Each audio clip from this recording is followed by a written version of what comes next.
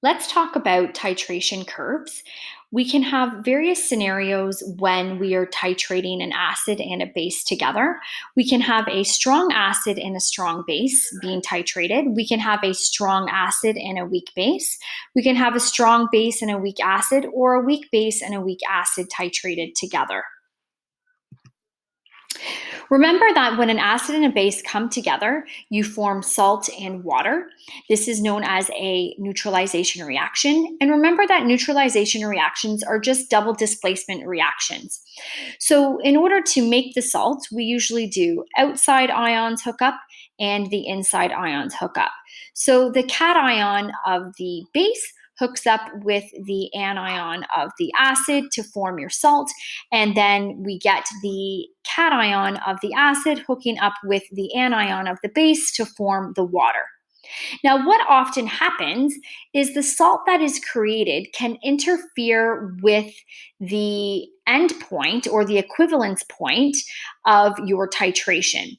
So often we think neutralization means a pH of 7, but when we take a look at the salt that's created, sometimes it interferes with the water to cause the pH at the equivalence point to be greater than or less than 7.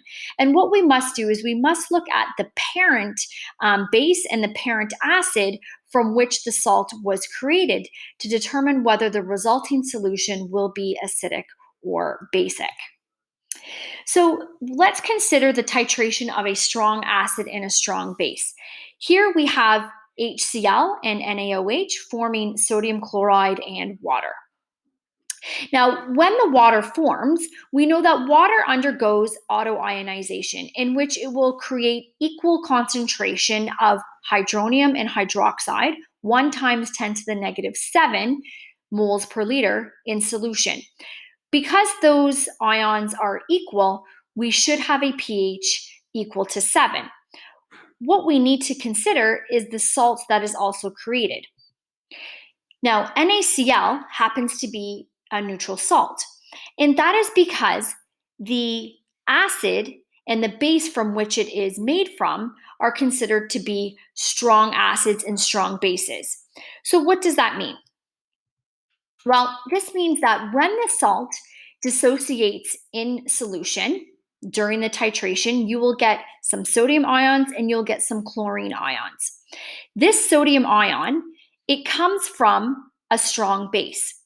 So, strong bases always create what we refer to as weak conjugate acids. So, the opposite strength is created.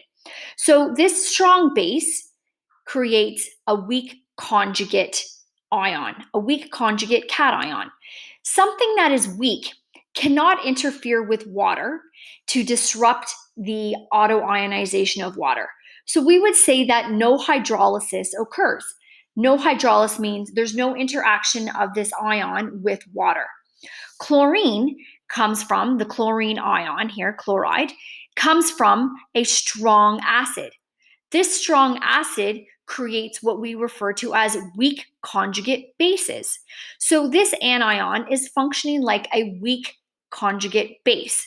If it's weak, it doesn't have the power to interact with water to create anything else.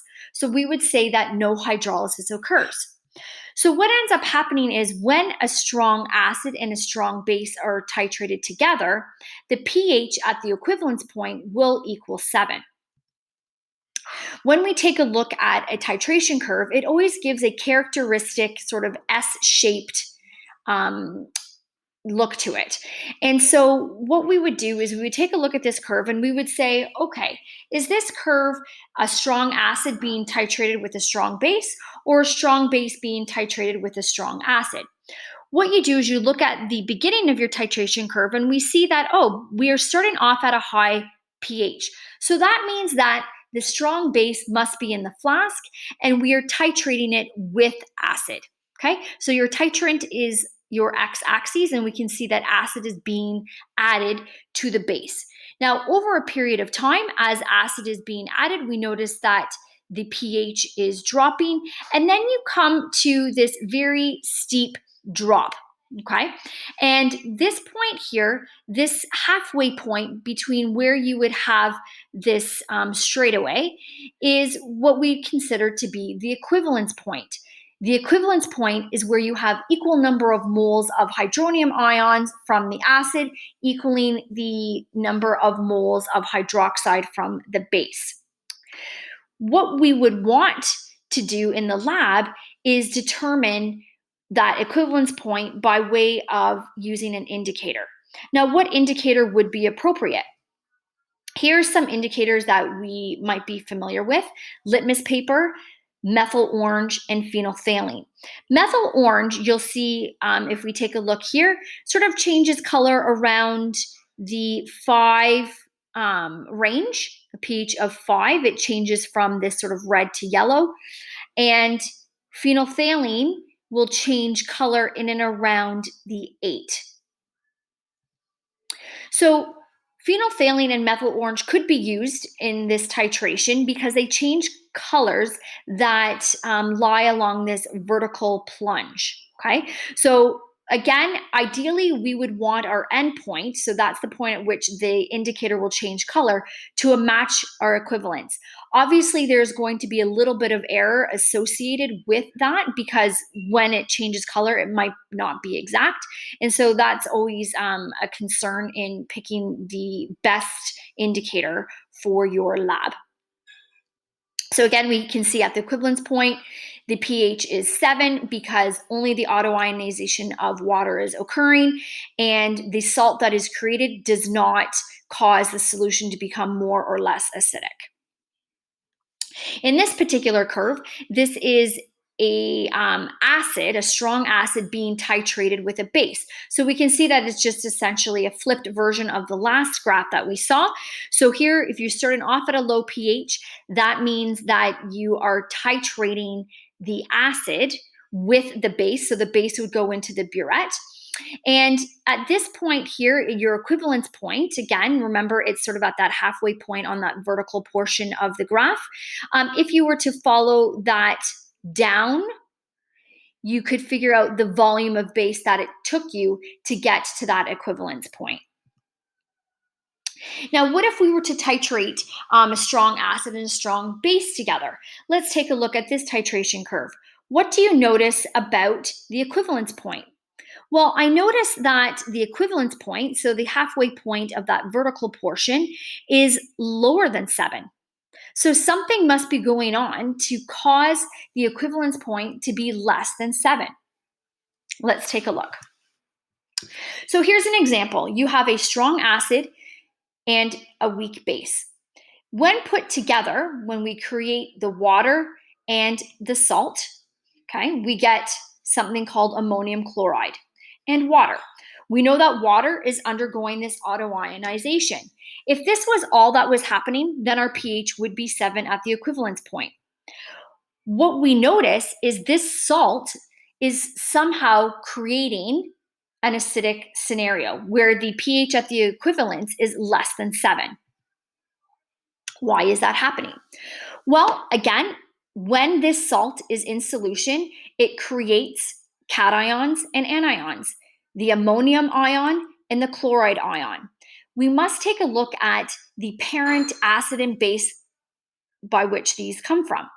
So here we see that the ammonium ion comes from a weak base.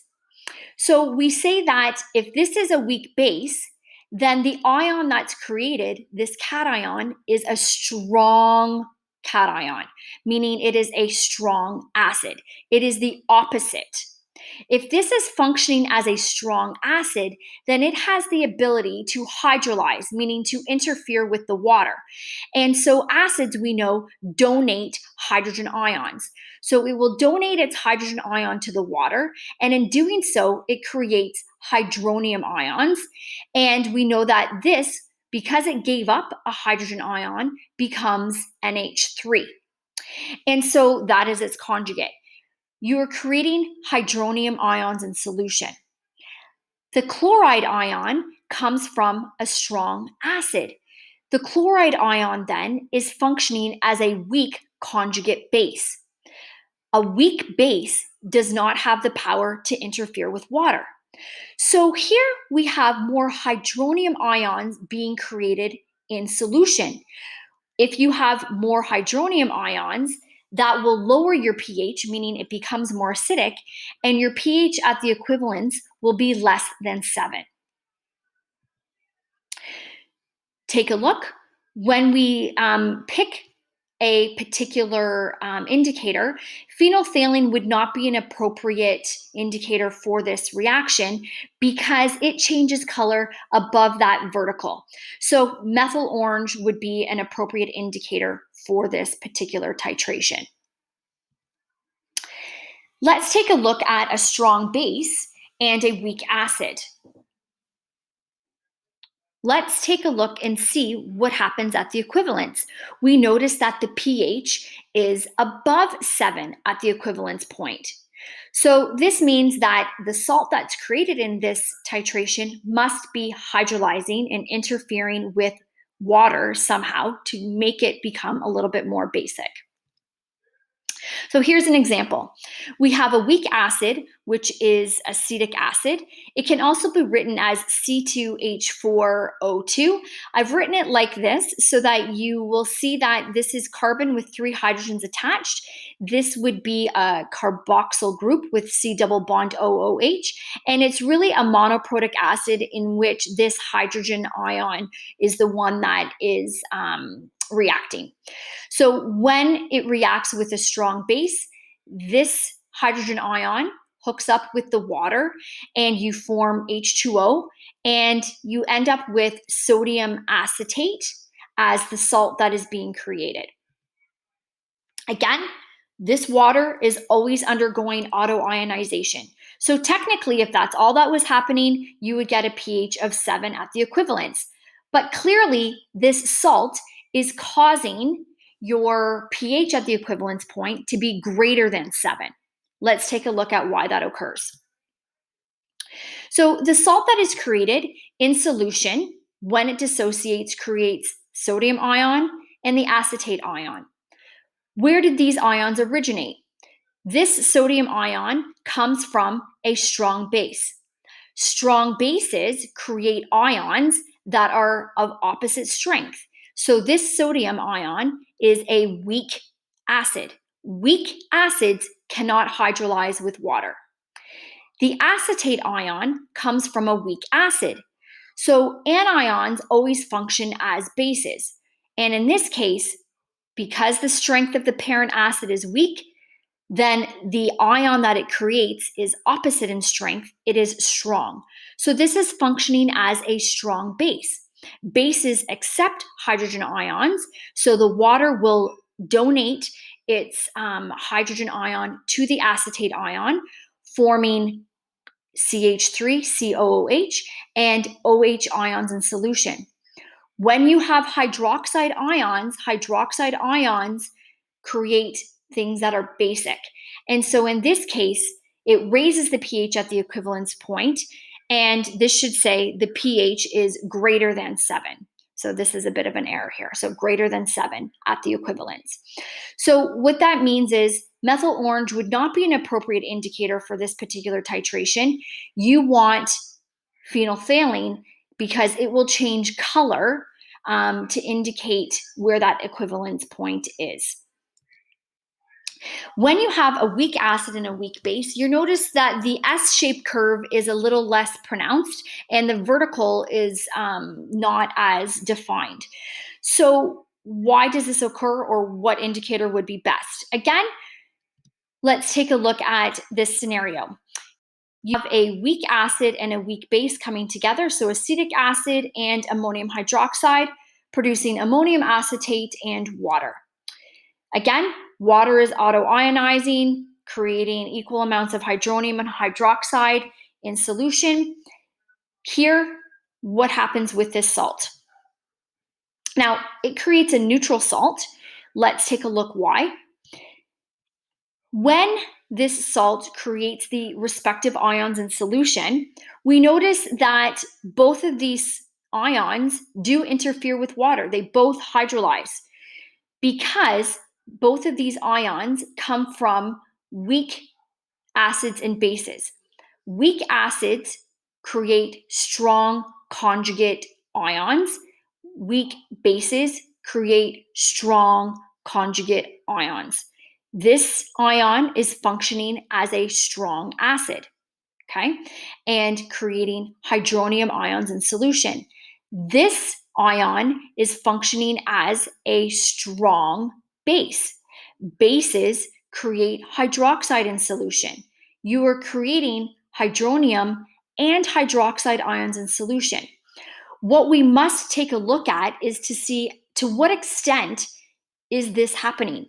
If this concentration is equal to this concentration, then we would have a neutral solution. If this ion hydrolyzes to a greater extent compared to this ion, then there would be more hydronium compared to hydroxide, and your solution would be more acidic. We must consult a table of Ka and Kb. So when I take a look, here is the ammonium ion.